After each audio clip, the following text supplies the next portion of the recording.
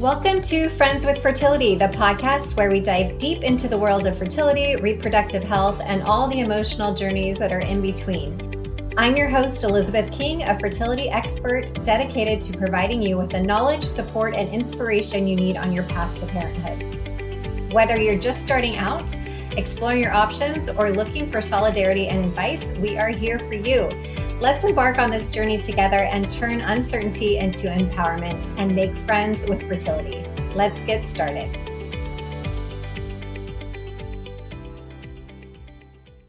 Hey everyone, welcome back to Friends with Fertility. Today our friend is Lana Manikowski, and she is a second-time visitor on the podcast. So welcome, Lana. Oh, so glad to be here, Elizabeth. Thanks for having me again. And she actually is like a real, in real life friend of mine too. So that's always fun to have somebody here. So today, the reason that we're having her back is because she has a book coming out. Tell us about your book. Yeah, my book is called So Now What? And it's all about discovering a life that you love, even though you couldn't have the children you dreamed of.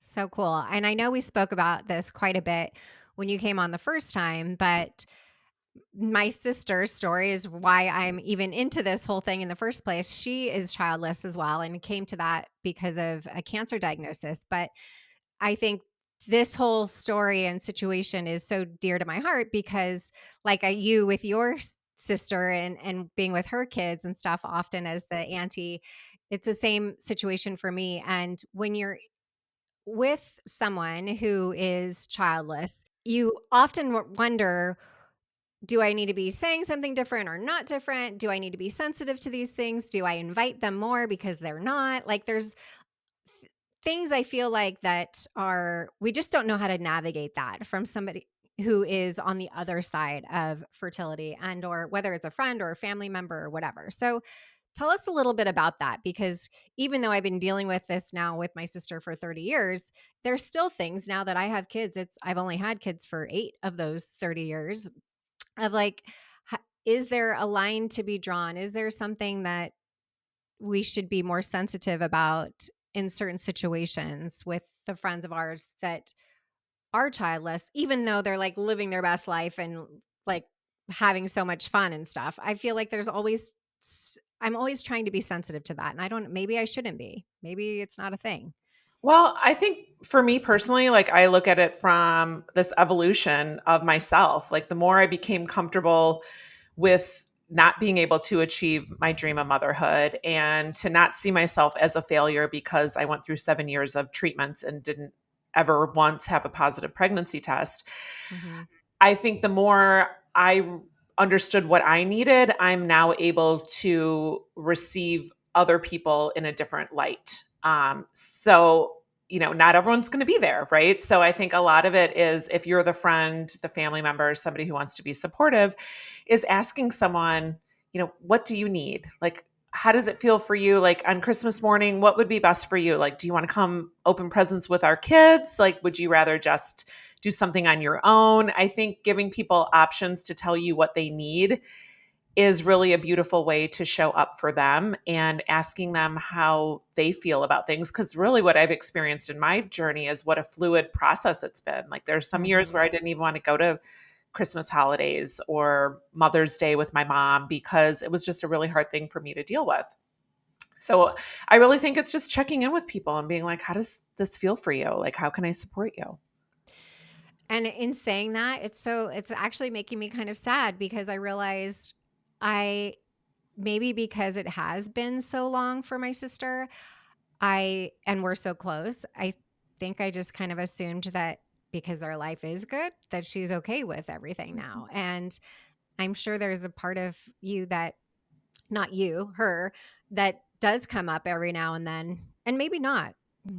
I just need to have the conversation, right? Yeah. To know And I think instead of it's hard. assuming either way. Because of course, as humans, we don't want to hurt people's feelings or make them feel uncomfortable. But I think if it's directed towards like, how can I support you? Like, what would feel good for you? Type of questions, and let them tell you, or like, hey, I was thinking about Christmas morning, like changing things up a little bit. My boys would love to have their aunt over. Like, what do you think about coming? And throw some things out there that they can grab onto and Yeah. recognize, like, to me, I felt more seen when people weren't like tiptoeing around my story, because I sort of felt that too, where people felt uncomfortable and I could see that they were censoring what they would say around me, or I'd hear in the background of some other conversations going on that I wasn't part of. And it made me feel almost like more of an outsider when I was in situations like that. Right. I can totally see that. And I think because for those of us who have been on a fertility journey as well, like we know what it's like to be on that side too, to know, is this not going to happen for me? And Mhm. seeing other people go through the Mother's Days and the all the things, right? Where you're just like, I don't know, is this, maybe it's not for me? And having those questions around it. And like we invite my sister to everything and her husband, but I often wonder, like, I don't know. This is really reminding me of just, we need to have the conversation and be honest about it, I think, Yeah. because it's something that has been, her journey has been so sensitive to me, and it has affected me in my life so much on so many different Mhm. levels. And I think she's always, I felt like, kind of blown it off. Even today, in these days, I'm helping her with her medical journey. And I'm like, you need to tell the doctor how serious the situation was, right? Like, this is a big deal on many levels. Um, and so I think that's also her protection mechanism, right? Of like not talking about it and not bringing it up in a way of like, it's very unusual, I guess, but also super common because there's so many people out there that don't have children. And Mhm. I feel like even for people that are, our aunts and grandmothers ages that never have kids, and nobody's ever blatantly asked, like, what was your story, why don't you have kids? Like, we're afraid to bring that up because we're going to hurt somebody's feelings, but maybe they want to share their story and they want to talk about it, and we're just not allowing them the space to do that. So I love so much that you're talking about this so now what state, and what got you to that point of being able to turn the corner of putting your pain into purpose and all of that sort of stuff, because what you're doing now and showing up in the way that you do now is magnificent, in the fact that we've never really had a place for people to go in these areas when the chapter is kind of closed. Yeah. So what And was the that's, turning point for you? well, for me, frankly, it was the pandemic and Mm. realizing that, I had put a lot of my purpose and my acknowledgement of myself into my work. And when things shut down and we were working from home and I wasn't out and about having regular interactions with people and being able to validate my worth through my production in my job, I realized that I didn't really recognize who I was anymore. And I felt this, like, oh gosh, like this, it was like this blatant, I would say, like, spotlight that got put on me, that without my job, like, I didn't know what would give me anything to feel proud of. And I decided then that I wanted to figure out, like, how do I get through this rest of my life? I thought about 40, 50 years of my life where I wasn't suicidal. I wasn't, wanting, to not get out of bed every day, but it was just more so like I kind of dreaded the rest of my future, because I was like, well, what's going to keep me going if I don't have my job? And that's when I started to look into life coaching. I didn't really know what it was, to be honest with you. I don't even think, I had a strong understanding of the impact it could make on you.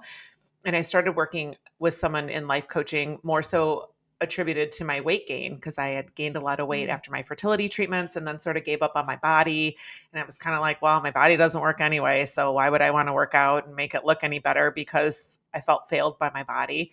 And I started working with a woman who was a weight loss coach. And the things that she taught me related to mindset around weight loss sort of put this idea in my brain of, like, what if I could figure out a way to do this for women who go through fertility treatments and don't end up becoming moms, and find a way to acknowledge what they're feeling and what they're going through. So, for many people, the pandemic was a really challenging time for them and a very detrimental time. And for me, I felt like it was the opportunity to put a mirror up to myself and see who I was. because of the slowdown in my life. And I couldn't escape my life really, for those many months of quarantine.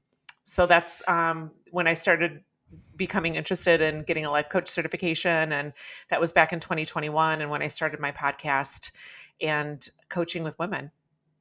That's awesome. I was just telling my number 2 Stratton last night about something being a blessing in disguise and trying that to explain what that was to a 6-year-old, and it sounds like the pandemic was that for you as far as this blessing in disguise to give you the opportunity to have the space and time to look at what you really wanted for your life and this new path of or new to you as far as coaching.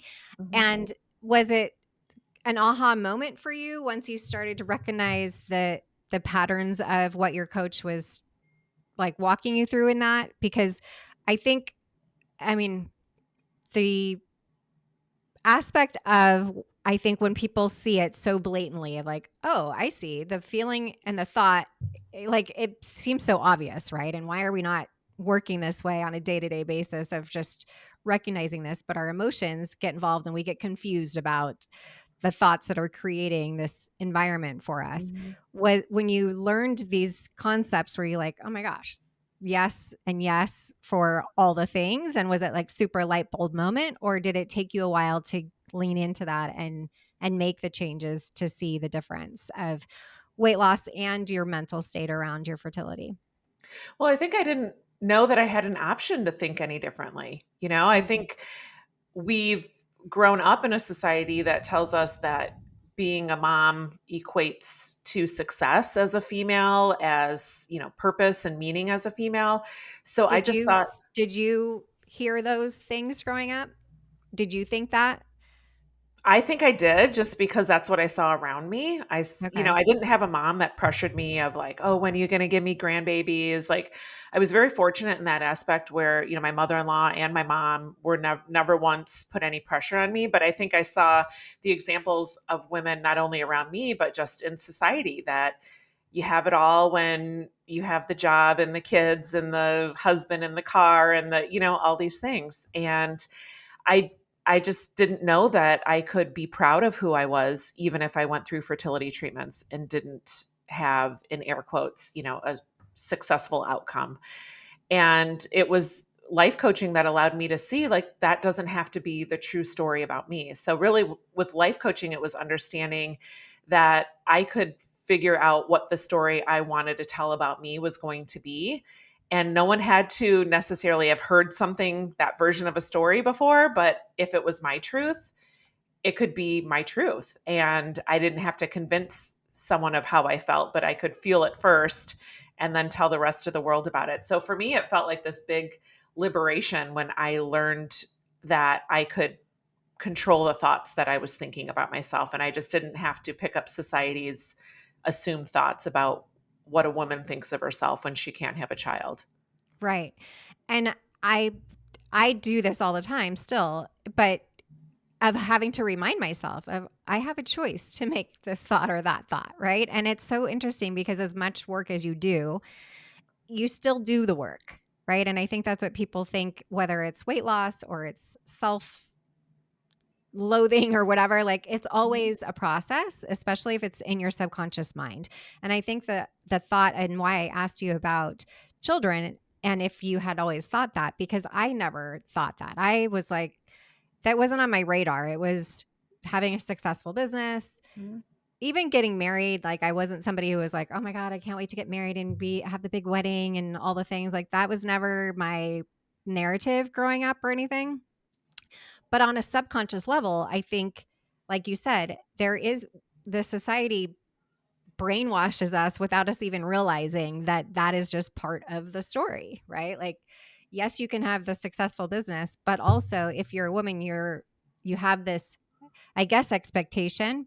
But I wasn't conscious of that. It wasn't something I wanted. It wasn't something that like, oh God, I gotta hurry up and get married and have kids. Like that was not a thing for me. And I think recognizing that whether it is a conscious thing for you or not, when you're in it and you have to face it and it comes up, then what do you do? How do you Mhm. start to process through that? And I think the work that you're doing really helps women to recognize there's a different story. There's a different narrative of what life can look like, and someone to help you process through that, because we're not, nobody tees us up for this situation one way or another, whether it's going through the fertility and or coming out the other side of it in a way that you didn't expect, because I see it all the time. I was the same. Like, once we finally decided, okay, let's do IVF, then you thought that it was a done deal. Like, it was just gonna, you finally made the big decision and it was gonna be the way that were gonna get your baby. And that's not how it worked out for us. And I think people expect certain things in their life to go a certain way. And when do you recommend people to start to process the idea of maybe it's going to be a different outcome than they expect? Mm. Well, I think a lot of that is obviously personal to the person, and I never want to talk someone out of continuing IVF. Like, it's not something that I think is my place. For me, I was in the throes of it for 7 years, and some people, they're done after 2 cycles. Like, for me, I just kept going. But what I realized in hindsight is it was much less about becoming a mom and more so about winning and figuring out the secret, sauce to becoming successful with a pregnancy. And I started to realize that it was less me chasing the motherhood than it was saying that I was successful at completing my fertility treatments. So I think I it's see that important. all the time, Lana, Yeah. where it's like, I really wish it's so obvious to somebody on the outside Mhm. coaching them through it, but it's like a breakup. You can't tell somebody when it's time to break up. You're going to go through all the things until you're ready to walk away from it. And I feel like it's the same, but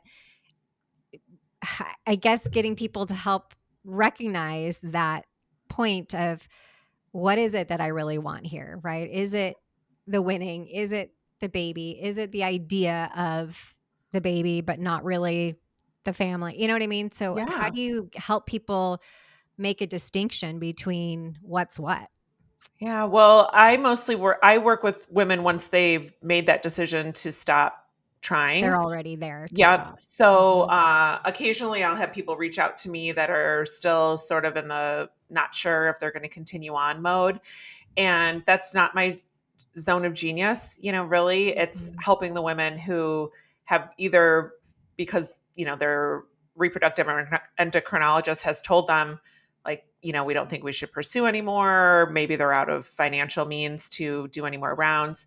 So the women I work with have already made that decision, and I think it comes from a various reasons that brought them to that. So, if you were to give advice to people before they come to you, because this is same thing from where I'm at, I if I could get to people before they get to me, which is they've had losses, they've had failed rounds, they're at a really down, dark place, I feel like we could have helped them much more. Mhm. What advice would you give to somebody who is kind of in that middle of like, do I do another round? Do I not? And understanding that everybody's different and everyone is on their own journey, but are there certain things for them to kind of take an inventory of, to realize, do I keep going or not? Or like, what advice do you give to people before they would get to you so that they can kind of make decisions easier and faster, and get to Yeah. that next step? Well, I think there's 2 things I'd probably ask, like, do you like the reason that you're going to do another round?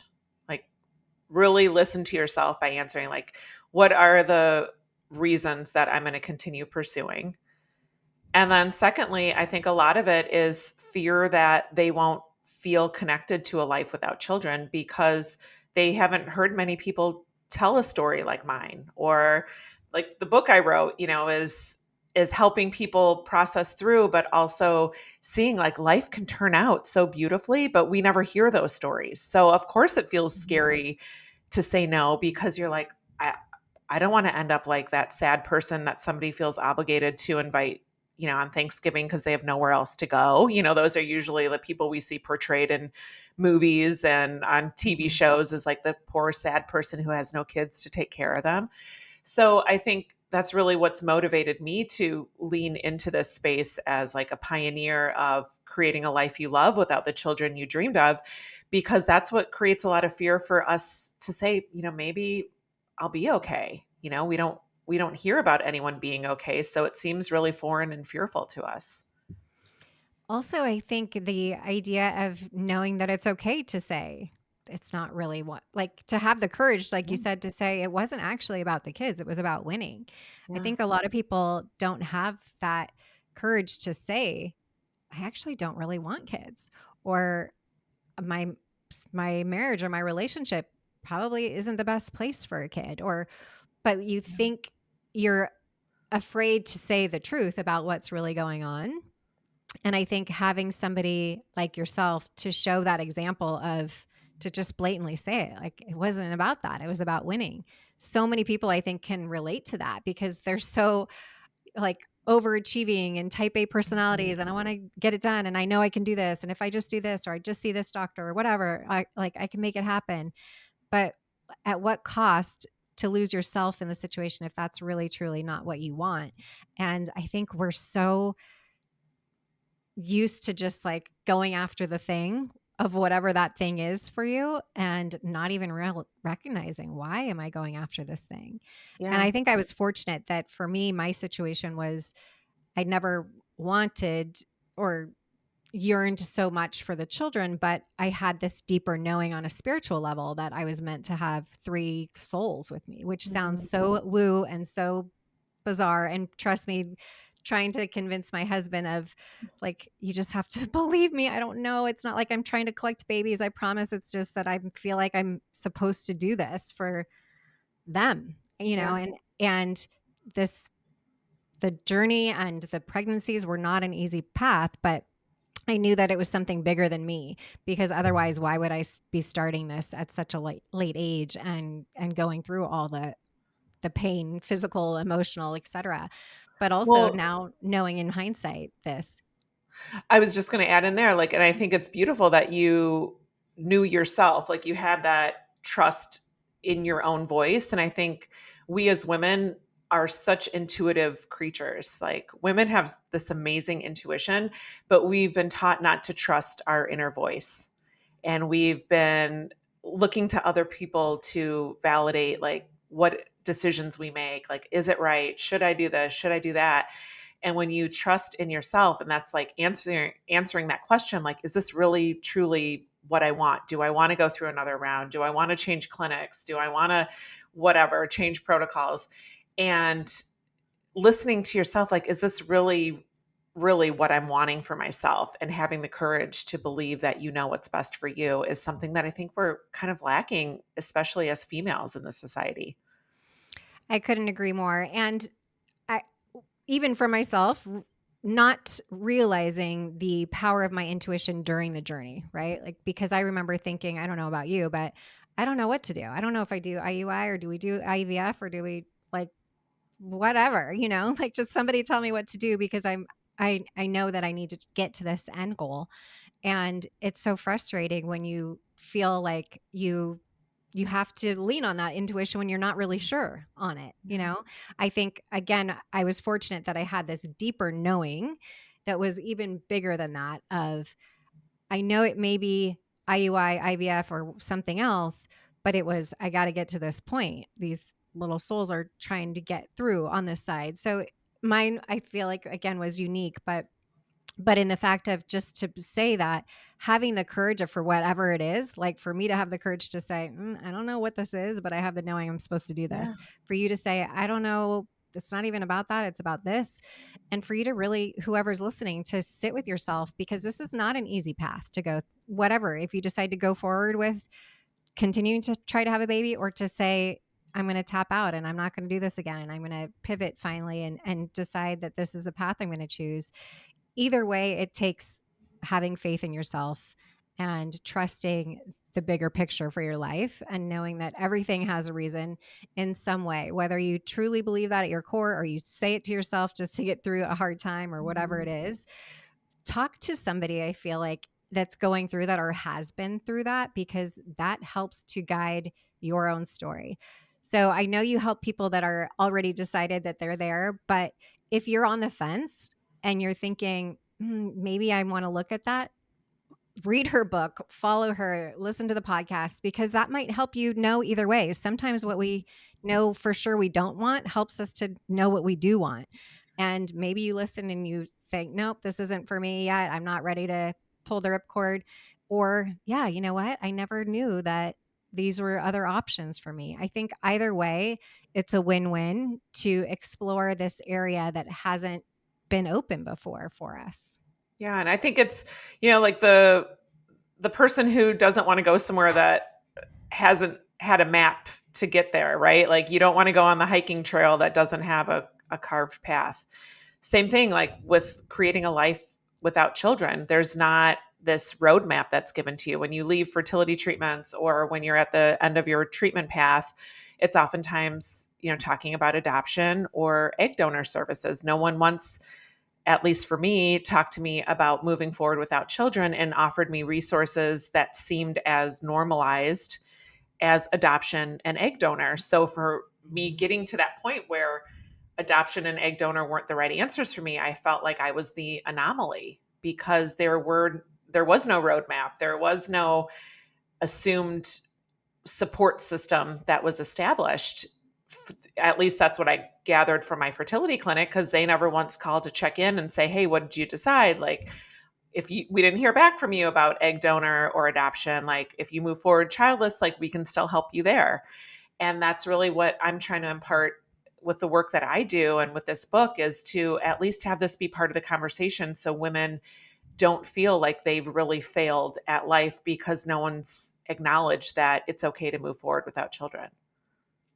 100%. I'm so happy to see the connections that you're making with the clinics and everybody, because I do feel like there's this big movement with doctors finally understanding you can't just kind of usher us out the back door. We need an Mhm. acknowledgement of what is next, what does that look like, and who's going to be there to support us in that.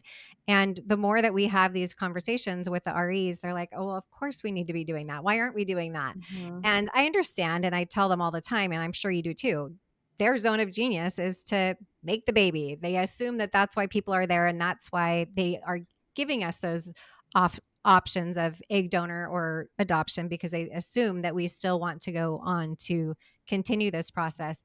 But knowing that there is another alternative process that is just as rewarding if they know who and what to give them to. And I think that's really where, again, you said it, you're pioneering this whole area that is so needed for so many years and in so many different ways, right? Like from people like my sister that was a medical condition like cancer, to your situation that was fertility based, and knowing that there's still somewhere soft for you to land to help guide whatever your next step is. And I think that's so beautiful, and it makes me so I get goosebumps thinking about it, because it really does show this evolution of the industry in general moving towards understanding where coaching fits in and why coaching fits in specifically. Because I think most people still don't even know what a general life coach is. They understand business coaching and they understand other things. So for us to try to communicate to whether it's patients or doctors or whoever of why this is so necessary, I think it's finally starting to catch on a little bit of like, Yeah. oh, okay, yes, I see where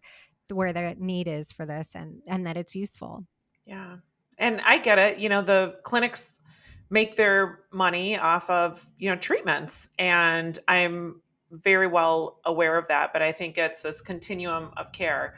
If you had a patient who was a terminal cancer patient, I'm pretty sure an oncologist wouldn't send you off without any sort of resources for a support group or some sort of book you can read about a patient who, was terminally ill or some, I think of me as that person who left there, and I thought I was the only one because no one was talking about it. And Right. I just want fertility clinics to know that it's also about the continuum of care for the patient. And I would say, like, had someone given me a resource, I probably would have told a friend, like, "Oh my gosh, like, I felt so recognized and supported by this clinic, 100%. even though they couldn't help me, like, they still cared about me enough to help me move forward without kids." So I think that's important for the clinics and the REs to understand too. Right. I always tell them it's just the acknowledgement, right? Whether your patient reaches out or not, it's the acknowledgement to them of Yeah. saying, We hear you, we see you, here's the options, and if you want somebody to talk to, here you go. Yeah. I think it's like being pushed out on a raft with no one around is the feeling that it seems like when you leave there and you so to me it's just really the acknowledgement Yeah. of giving them, and I agree with you. Patients now are so savvy in so many areas to realize I'm going to recommend this clinic because they do acknowledge me and they do offer all these things. And maybe it's not something that falls under their umbrella, but they can give me the card to Lana to say, here's this if you want this, and here's the egg donor agency if you need that. You know what Yeah. I mean? It's not that hard, but it goes so far. So, what do you want to leave us with your book, and how can people find you before and after your book is out as well? Well, my book is really, I would say, one of a kind in the fact that it weaves my story in. It's not necessarily about me per se, although I, connect common elements that a lot of women go through who are leaving fertility treatments without a child. But there's active space for you to work through questions. There's journal prompts. There's things that help you uncover where you are in this stage and figure out how to then use the tools that I'm offering in your own daily life. So I really love Awesome. that about it. It's very interactive in the reader.